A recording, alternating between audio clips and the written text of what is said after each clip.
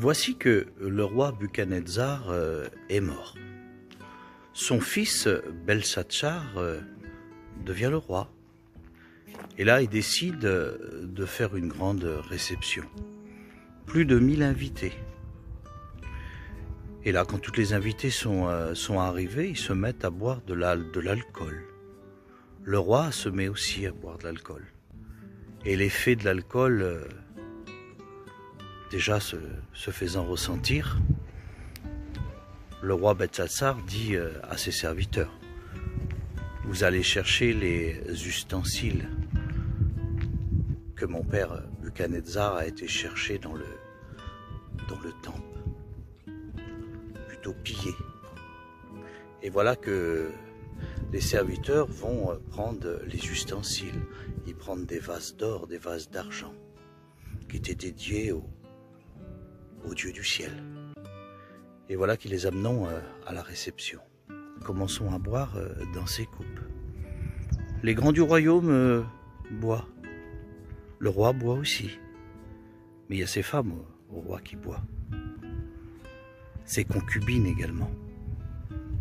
Et là, l'alcool faisant son effet, ils décident d'invoquer leur dieu païen, de faire des incantations.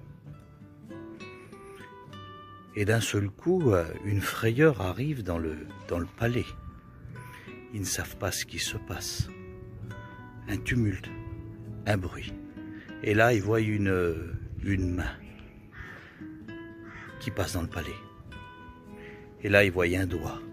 Et sur la muraille du palais, ce doigt fait des inscriptions. Et là, on peut voir la frayeur sur le visage du roi. Ses jambes se mettent à trembler. Ses reins cèdent. Il n'arrive plus à tenir debout. La peur se voit sur son visage.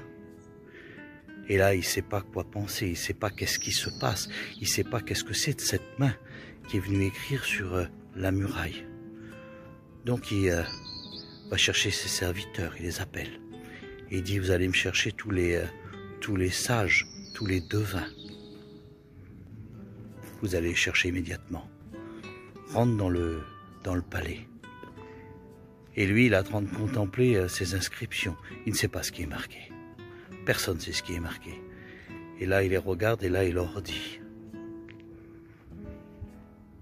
si vous êtes capable de me donner ce qui est marqué sur ces inscriptions, des richesses vous seront données.